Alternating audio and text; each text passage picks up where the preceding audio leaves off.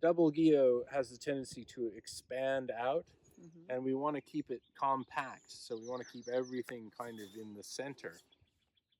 And And the reason for that? ideally the two sides of the vine, the two canes, are 2 hand widths away.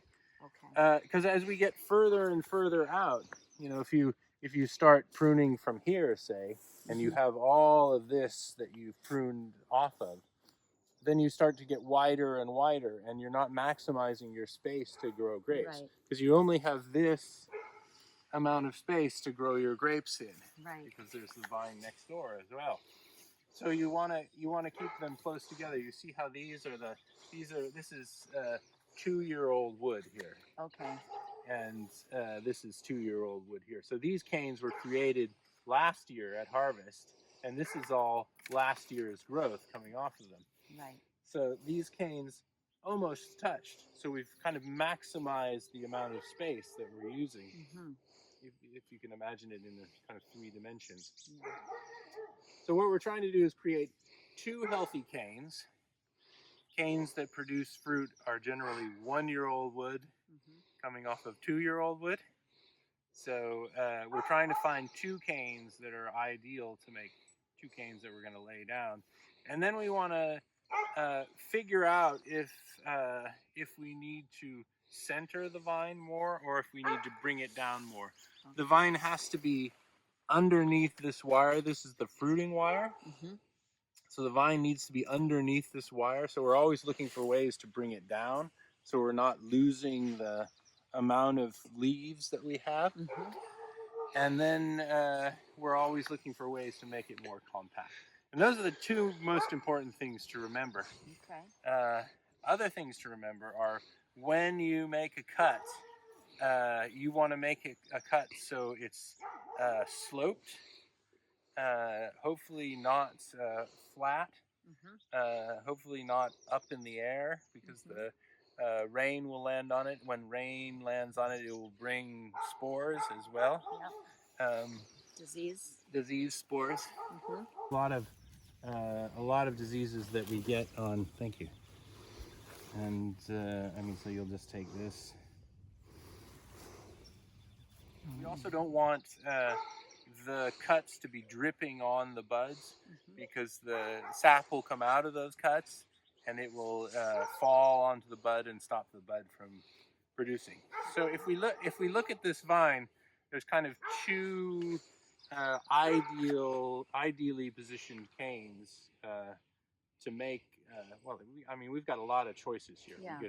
We could go here, and these are low on the ground, and they would be easy to put up. You see, when we actually put them on the wire, we wind them around the wire, so that when they get fruit on them, they don't fall off. Right. But for me, I think the best canes are this one and this one, because they're the closest in. They're good sized canes. They're good distance apart. This is what's called an internode. The distance between the bud. You'll see that the buds reverse size. So there'll be one on top, one on the bottom, one on the top, one on the bottom. So generally we're going to be using top buds, and the space between them will give us more space between our vines. So first we've got to make those 2 important cuts, and if we're going to use those, this is not one of those important cuts. This is just getting rid of this thing. But if we're gonna use those 2, we want to make the cut so we can use those 2. So what I want to do is angle it so it's away, so it's going to be away from the rain and down and not dripping on something. So I do this. So that's the 2-year-old wood that you're cutting. Yeah. So I've cut off the 2-year-old wood, and then to make it easy for my guys to clean up, I do that, so they can just pull off the stuff. But I also, when I make a cut, half the diameter of the cut needs to be sticking away from the vine, because what will happen is that once I make the cut, it will start to dry out, and it dries out in a cone shape, and that will kill the wood in that cone shape. So I take half the diameter of the cut and keep it away from the vine, so that if you imagine a vine being like a hose, that's got sap running through that hose. If you make those cuts really close, then you'll start closing up that hose a little bit more, because the wood will die around that. So you want to keep that sap flow open. So I mean, here's the next cut here, and again, I look at this. We've got lots of space here. We can kind of make that cut anywhere there, and then you've got 2 canes, and then I have this kind of funky cane in the middle. And I'm when I see this, I think, oh, great, this is a perfect cane to use for next year. Okay. Because it will center the vine a little bit more. So I'm going to leave that as a return spur, but just right there in the middle. Okay.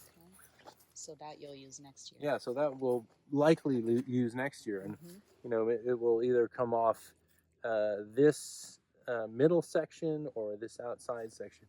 But I don't like leaving so many of those. Usually you would leave 2 of those guys. Right. So then I use you've got to cut these off, because these will also, they have buds on them and also come out. And generally you want to leave enough space. This one was left a little long for me, but So we have 1, 2, 3, 4, 5, 6, 7, 8. Okay.